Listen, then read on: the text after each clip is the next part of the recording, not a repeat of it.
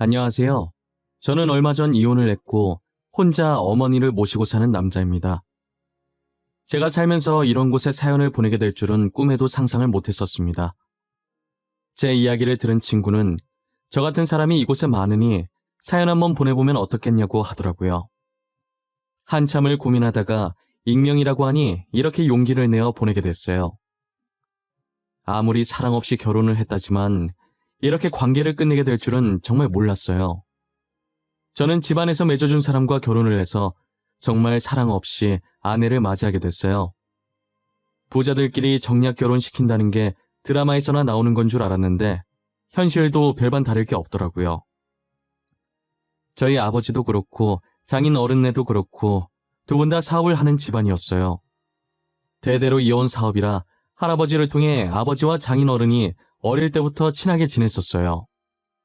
학창 시절 친구셨다가 각자 다른 분야의 사업을 펼치셨고 운 좋게 성공하셨죠. 서로 필요할 때마다 도와주며 윈윈 관계를 유지해 오셨고 자손들까지도 친구로 만들어 주셨어요. 친구 아니랄까봐 두 분 다 아들을 낳는 바람에 사돈은 맺지 못해서 아쉬워하셨었어요. 그 아들들이 다름 아닌 저희 아버지와 장인 어른이셨고 아버지는 아들을, 장인 어른은 딸을 낳아 이번에 사돈을 맺게 되었는데요.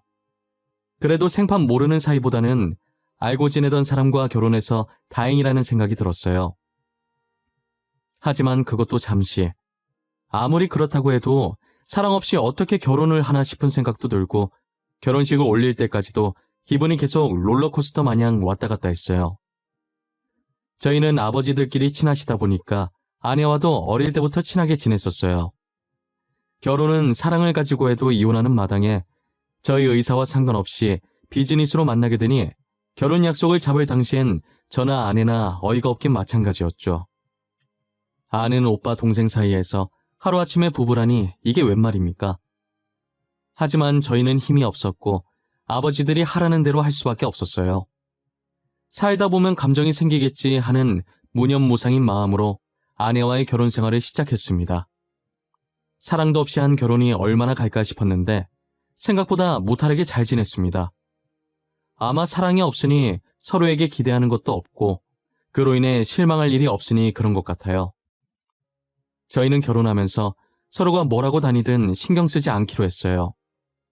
단, 가정에는 충실해야 하며 불륜은 절대 없어야 한다며 서로 약속을 했습니다. 불륜을 저지를 시 모든 책임은 본인이 떠안고 가기로 각서까지 작성했었어요. 저희는 불륜만 아니면 된다고 술을 먹고 늦게 귀가를 하든 외박을 하든 전혀 상관을 하지 않았어요. 다른 사람들이 부러워할 만큼 서로에게 간섭을 하지 않고 자유로운 결혼 생활을 즐겼습니다. 처음엔 정략 결혼 너무 정없다고 어떻게 사냐고 주변 친구들이 걱정을 많이 했었는데 다들 제 결혼 생활을 듣더니 하고 싶은 것 다 하면서 자유롭게 살 수 있어서 좋겠다고 난리더라고요. 아무래도 저희가 집안끼리 엮여있다 보니 혹시라도 저희가 잘못하면 회사에 피해가 될까봐 알게 모르게 서로의 눈치를 정말 많이 봐요.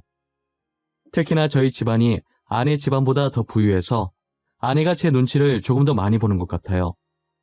저는 평소처럼 회사에 출근을 했는데 아침부터 아버지께 전화가 온 거예요. 그날따라 휴대전화에 찍힌 아버지라는 글자가 저를 불안하게 만들더라고요.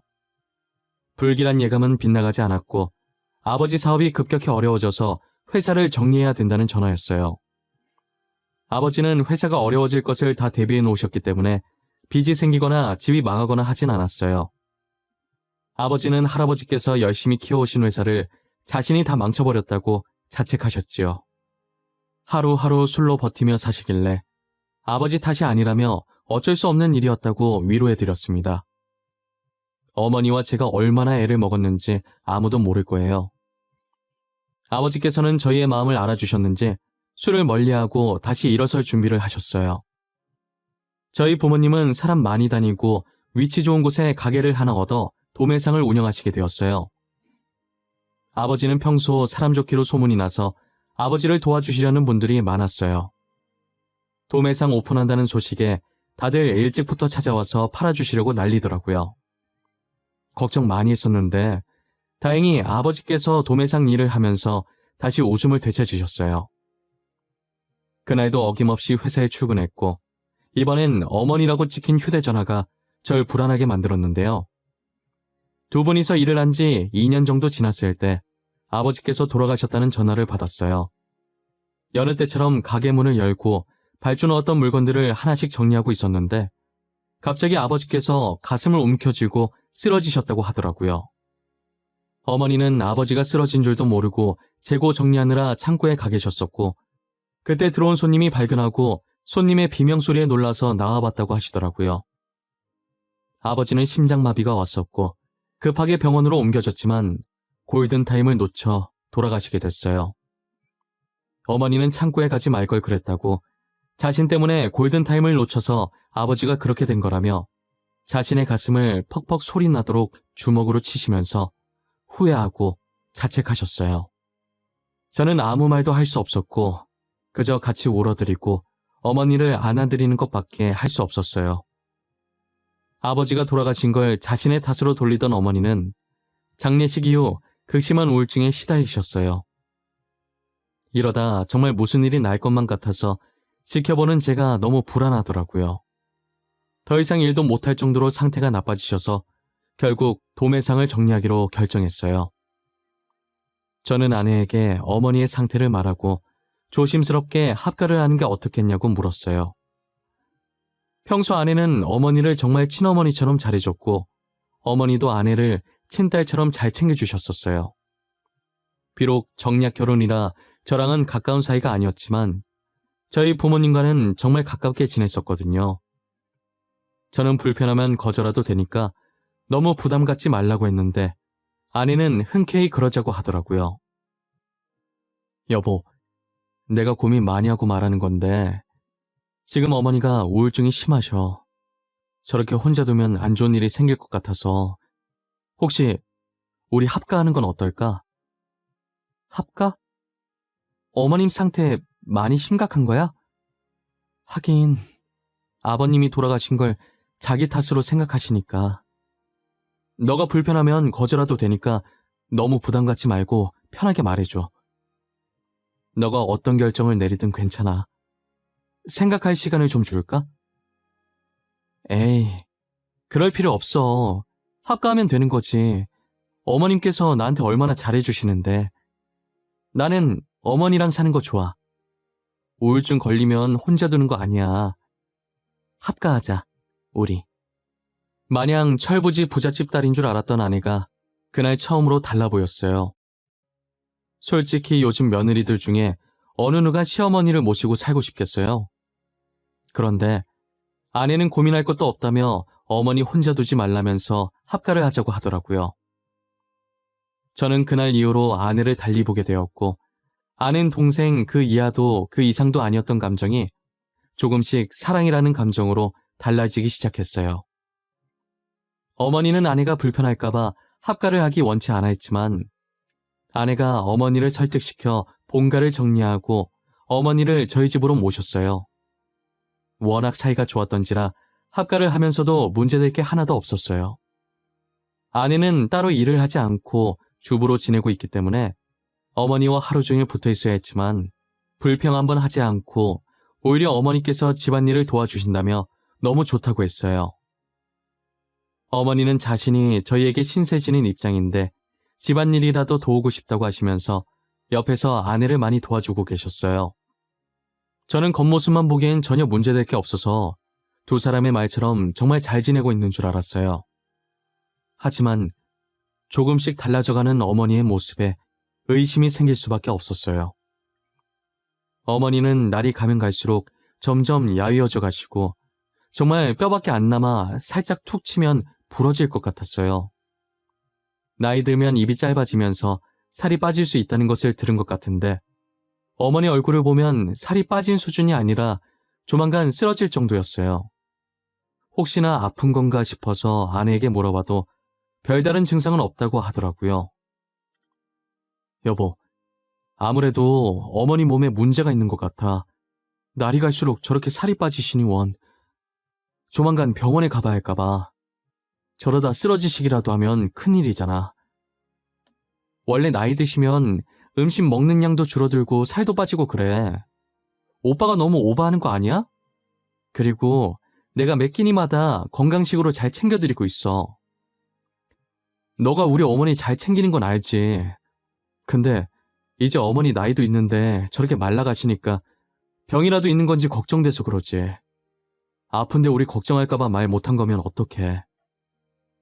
안 그래도 내가 며칠 전에 병원 모시고 갔었어. 아무 문제 없다고 했어. 괜찮아. 너무 걱정하지 마. 살이 빠졌다가도 다시 찌는 거잖아. 조금 있으면 다시 돌아오실 거야. 아내는 정말 태연하게 아무 일 없을 거라고 자신이 병원에 모시고 갔었다고 하더라고요. 저는 평소 아내가 워낙 어머니를 잘 챙겨줘서 아무 의심을 하지 않았었는데 그게 화근이었죠. 결국 어머니는 다시 살이 찔 기미가 보이지 않았고 저는 아내 몰래 어머니를 모시고 병원에 갔어요. 몸 구석구석 전부 검사를 마쳤고 얼마 지나지 않아 검사 결과가 나왔는데 딱히 병 같은 게 발견되진 않았고 다만 단순 영양실조가 의심이 된다고 하더라고요. 의사가 평소에 어머니께서 음식을 잘 못 드시냐고 물어보셔서 잘 드신다고 했거든요. 양을 적게 먹을 뿐이지 고루고루 잘 드신다고 아내한테 들었단 말이에요. 의사는 제 말을 듣더니 그럼 이런 수치가 나올 수가 없는데 라고 하시면서 고개를 갸웃거리시더라고요. 저는 찝찝한 마음을 품은 채 어머니와 함께 집으로 돌아왔어요. 분명 아내가 밥을 잘 챙겨주는 것 같았는데 왜 영양실조에 걸리셨는지 도무지 이해가 안 되더라고요. 아내에게 어머니 검사 결과를 말하니 아내도 무슨 영문인지 모르겠다고 하고요. 원인을 알 수 없으니 저는 어머니의 식단에 조금 더 신경을 쓰고 비타민이라든지 어머니 나이대에 필요한 약들도 사서 먹이기로 했어요. 어머니는 의사의 말처럼 큰 병이 아니었는지 다행히 얼마 지나지 않아 다시 살이 찌기 시작했어요. 약을 안 먹어서 그랬나 싶은 마음에 약을 빼놓지 않고 먹였고 다 떨어질 때쯤 계속 사다 넣었어요. 그러다 어느 날부터 어머니께서 아내의 눈치를 살피고 아내에게 존댓말을 하기 시작하더라고요. 어머님, 오늘 오빠 쉬는 날이라 오빠가 집에 있을 거예요. 저는 잠시 친구 만나러 나갈 거라 혹시 필요한 거 있으면 연락 주세요. 필요한 거 없어요. 조심히 갔다 오세요. 혹시 언제쯤 집에 들어올 예정이에요? 저도 잘 모르겠어요. 일찍 올 수도 있고 늦을 수도 있고 그런 거죠. 저녁은 먹고 들어올 것 같네요. 오빠랑 저녁 같이 드세요. 간만에 부자지간 오붓한 시간 보내시고요. 뭐예요? 어머니, 갑자기 왜 지영이한테 존댓말 쓰세요? 존댓말 쓰는 거 진짜 이상해요. 그냥 원래 하던 대로 하세요. 오빠, 내가 어머님한테 그러자고 했어. 존댓말을 써야 서로 존중해주고 뭐 그런다더라?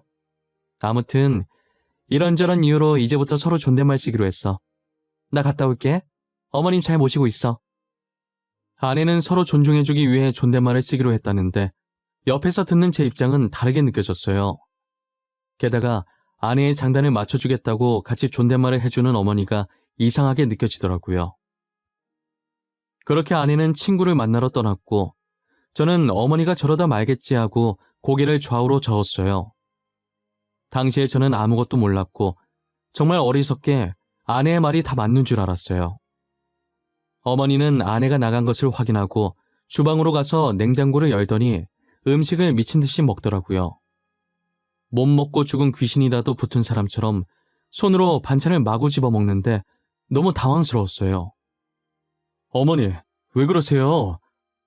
아휴, 어머니 조금만 비켜보세요. 음식을 그렇게 손으로 드시면 어떡해요? 배고프신 거예요? 조금만 비켜주시면 제가 밥 차려드릴게요. 어머니! 빨리 먹어야 돼. 오기 전에 먹어야 돼. 먹을 수 있을 때 먹어놔야 돼. 나 살고 싶어. 아직은 죽고 싶지 않아. 이렇게라도 살아야 돼. 어머니, 지금 뭐라고 중얼거리시는 거예요? 잠시만요, 어머니, 제발. 힘이 왜 이렇게 센 거야? 어머니, 제가 밥 차려준다니까요? 조금만 나와봐요, 네? 저는 냉장고 안으로 들어갈 기세인 어머니를 떼어놓느라 힘들었어요. 어머니는 냉장고에서 떨어지고 잠시 정신이 나갔다가 돌아온 사람 마냥 흔들리는 눈으로 음식이 묻어있는 자신의 손과 저를 번갈아 보시는 거예요. 그러더니 우왕좌왕하면서 본인 방으로 들어가 버리시더라고요. 저는 어머니 손에 묻은 음식을 닦아주려고 물티슈를 들고 어머니 방으로 들어갔어요. 어머니는 여전히 불안한 눈으로 저를 보고 계셨고 저는 말없이 어머니 손을 닦아드렸어요. 혹시 배고프셨냐고 제가 밥 차려 드릴까요? 하고 물었더니 고개를 가로저으시더라고요. 어머니는 미안하다는 한마디만 남긴 채 떨리는 손으로 이불을 덮으시더니 벽 쪽으로 돌아 누우셨어요. 어머니가 아내의 눈치를 보는 것도 그렇고 갑자기 존댓말 쓰기로 한 것도 이상하고 그리고 냉장고에 있는 음식을 손으로 집어먹는 것까지 모든 행동들이 다 이상해 보이기 시작했어요. 저는 분명 제가 모르는 사이에 두 사람에게 무슨 일이 있었을 거라는 걸 직감했어요. 점점 이상해지는 어머니의 행동에 저는 몰래 방 안 곳곳에 조그만 홈캠을 달아놨습니다. 일주일을 보내고 주말에 아내가 잘 때 몰래 메모리칩과 노트북을 챙겨서 차 안에서 영상을 확인했어요. 무슨 영상이 담겨 있을지 모른다는 생각에 손이 떨리고 재생 버튼을 누르기가 쉽지 않더라고요. 심호흡을 몇 번이나 하고 어느 정도 마음이 진정되었을 때 재생 버튼을 눌러봤어요. 저는 영상을 보는 순간 어머니와 아내의 모습에 너무 놀라서 소리도 안 나오고 입을 손으로 틀어막았어요. 영상 속 아내는 제가 한 번도 보지 못했던 모습을 하고 있었어요. 다른 사람이라고 해도 믿을 정도로 평소 모습과는 정반대의 모습이었어요. 아내는 제가 출근하는 것을 배웅해준 후 문이 닫히는 걸 확인하고 곧장 거실 소파에 드러누웠어요. 그러더니 발가락으로 대충 빨래나 청소기를 가리키면서 어머니를 부려먹고 있더라고요. 저기 아줌마, 몸이 왜 이렇게 굼떠요? 빨리빨리 못해요? 저기 빨래도 그대로고 청소는 제대로 하는 거 맞아? 여기에 먼지가 왜 있어? 죄송합니다. 제가 빨리 청소하고 빨래도 해놓을게요. 원래 어제 다 해놓으려고 했었는데 나도 몸이 좀 안 좋아서. 나도는 반말이죠. 저도라고 해야지. 아직도 존댓말이 입에 안 붙어서 어떡하나? 제가 존댓말 안 쓰면 어떻게 한다고 했죠? 빨리 방에서 들고 나오세요.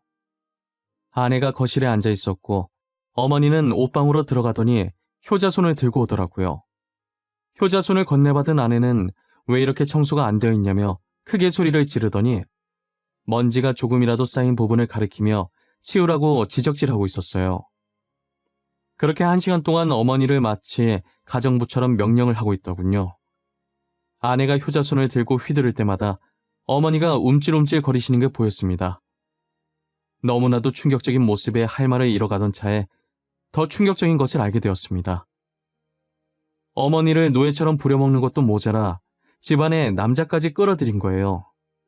남자가 먹을 밥을 어머니께 차려달라고 하질 않나, 어머니를 가정부라고 말하질 않나, 게다가 일주일 동안 남자가 3번이나 바뀌어 있었어요. 어머니는 익숙한 듯 아내가 시키는 일을 군말 없이 다 하더라고요. 아줌마, 밥이 이게 뭐예요? 누구 먹으라고 내놓은 거냐고요? 우리 자기 지금 배고프다는데 겨우 이 정도로 배가 차겠어요? 얼른 다시 차리세요. 이제 더 놓을 자리도 없는데 뭘 더 차리라는 말씀이세요? 반찬을 바닥에 놓을 수는 없잖아요. 그냥 이렇게 드시면 안 될까요? 아, 오늘따라 왜 이렇게 말이 많아? 내가 그렇게 따박따박 말대꾸해도 된다고 그랬어요? 제가 더 차리라고 하면 그렇게 할 것이지 아직도 정신을 못 차렸죠? 알겠어요. 다시 차려드릴게요. 조금만 기다려주세요. 아내에게 당하고 있는 어머니의 모습을 더 이상 볼 수가 없겠더라고요. 줄줄 흐르는 눈물 때문에 영상을 잠시 멈추고 말았습니다. 아내에 대한 배신감이 목 끝으로 차오르더군요. 증거로 쓰기 위해 영상을 저장해놓고 다음 영상도 확인했습니다. 그렇게 부려먹을 것 다 부려먹고 정작 어머니의 밥상은 밥과 김치, 딸랑 2가지뿐이었어요. 어머니가 눈치를 보면서 다른 반찬을 먹으려고 하면 아내는 또 효자손을 들었어요. 이제서야 영상을 통해 어머니가 그동안 살이 왜 그렇게까지 빠지게 됐는지, 그리고 왜 영양실조까지 걸리게 됐는지 알 수 있었어요. 어머니는 아내가 외출하는 그 잠깐의 시간에 냉장고를 열어서 음식을 미친 듯이 먹었던 거예요. 이대로 갔다간 정말 죽을 수도 있겠다는 생각에 오로지 살기 위해서 그랬던 거예요. 제게 보였던 모습처럼 냉장고를 열어 손으로 미친 듯이 음식들을 먹기 시작했어요. 그리고 어느 정도 음식이 몸에 들어갔을 때 정신을 차리고 아내가 오기 전에 어머니는 먹은 흔적을 들키지 않으려고 정리하는 모습까지 보고 말았습니다. 어머니와 아내 사이에선 제가 상상도 못할 일들이 벌어지고 있었던 거예요. 마냥 잘 지내는 줄만 알았는데 이런 모습이 감춰져 있을 거라는 걸 과연 누가 예상할 수 있겠어요? 저는 어머니랑 이야기를 나눠봐야겠다는 생각이 들어서 주말에 아내를 일부러 밖으로 내보냈어요. 호텔 식사권을 선물 받았다며 친구들이랑 먹으라고 하면서 아내에게 줬고, 아내는 눈을 반짝이며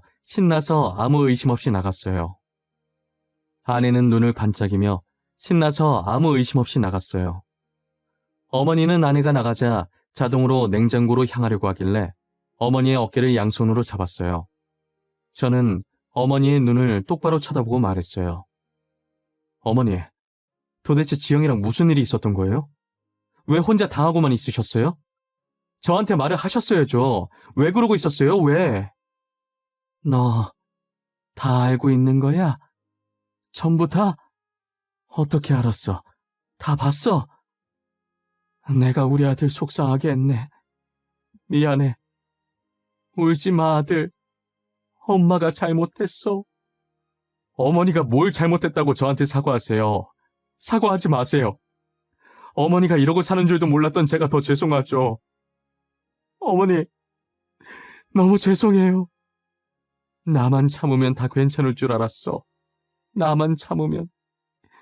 너가 아무것도 모르면 속상해하지도 않을 거고 이혼도 안 할 거니까. 어머니는 아내에게 협박 아닌 협박을 당하고 계셨습니다. 아내는 저희 아버지 회사가 망하면서 자기 집안이 더 우세라고 생각하며 그동안 자신이 눈치 봤던 걸 돌려주겠다라는 식으로 어머니께 말했다고 하더라고요. 어머니가 자신에게 하는 행동에 따라 제가 이혼을 당할 수도 있다고 하면서 아들 이혼하는 걸 보고 싶지 않으면 잘 하라고 했다고 합니다. 제가 아버지 사업하실 때 아내 보고 눈치 보라고 한 적도 없고 눈치 보게끔 행동한 적도 없는데 혼자서 눈치 봐놓고 괜히 어머니한테 화풀이 하는 게 너무 화가 났어요. 아내를 어떻게 해야 할까 고민하고 있던 와중에 장인어른 얼굴이 머릿속에 지나가더라고요. 장인어른은 가족보다 자신의 명예와 기업 이미지를 더 중요시 여기는 분이시기 때문에 아내가 허튼 짓을 하는 걸 엄청 싫어했어요. 조금이라도 자신의 명예에 그리고 기업에 해가 되는 짓을 한다면 누구든 바로 내치실 분이셨죠. 저는 아내의 만행이 담겨있는 이 영상을 장인어른에게 보여드려야겠다는 생각이 들었고 곧바로 노트북에 있던 영상을 휴대폰으로 옮겼어요. 그리고 정말 오랜만에 장인어른과의 식사 자리를 마련했어요. 아내는 곧 자신에게 무슨 일이 벌어질지도 모른 채 제 옆에서 마냥 좋아했어요. 콧소리를 내며 제 팔짱을 끼는데 역겨워서 당장이라도 아내 얼굴에 침을 뱉고 싶은 심정이었어요. 복수를 제대로 하기 위해 꾹꾹 참으며 장인어른 앞에서 표정 관리를 했습니다. 미리 시켜놨던 음식이 시간 맞춰 나왔고 아내와 장인어른은 맛있게 먹기 시작했어요. 저는 속으로 이것이 이들의 최후의 만찬이니 많이 먹어두라는 생각을 했어요. 다 먹었는지 두 사람이 입을 닫길래 저는 휴대폰을 들어 영상을 장인어른에게 보냈어요. 장인어른은 휴대폰 알림 소리에 화면을 보는데 제 이름이 떠있자 뭐냐고 하시는 거예요. 그래서 깜짝 선물이라고 한번 확인해 보라고 하니 활짝 웃으면서 영상을 확인해 보시더라고요. 조용한 룸에 영상 속 아내의 목소리가 흘러나왔고 장인어른과 아내는 동시에 표정이 굳어졌어요. 장인어른의 얼굴은 시뻘개졌고 아내의 얼굴은 새하얗게 질려 있었어요. 영상이 끝났을 때 장인어른은 분노로 몸을 떨었고 아내는 두려움에 몸을 떨었어요. 이내 장인어른은 매서운 눈을 하고 아내를 째려보더라고요. 강지영, 너 이 영상이 도대체 뭐냐? 영상 속에 있는 거 너 맞지? 설마 옆에 있는 이분 안사돈 맞는 거야? 맞냐고! 지금 내가 묻잖아! 아버지, 그게요. 아니, 제가 다 설명해 드릴게요. 오해예요. 그거 저 아니에요. 조작된 거예요. 일부러 조작한 거라고요. 김서방이 할 짓이 없어서 이런 조작이나 하고 있겠어? 시어머니한테 이러는 것도 모자라서 집안에 외간 남자를 들여? 너가 지금 제정신이야? 아버지, 제가 잘못했어요. 한 번만 봐주세요, 네? 다시는 안 그럴게요. 다시는 어머님 안 괴롭히고 다른 남자 안 만날게요. 제발 한 번만 봐주세요. 너 같은 딸 둔 적도 없고 필요도 없어. 오늘부터 우린 남남이다. 내가 살아있는 동안엔 마주칠 일 없었으면 좋겠다. 나중에 장례식장에서 보던가. 장인어른은 제가 예상했던 그대로 영상을 통해 확인한 아내의 행동에 펄쩍 뛰셨어요. 아버지 얼굴에 먹칠을 해도 유분수지 어떻게 이런 짓을 하고 다닐 수 있냐며 호통치셨죠.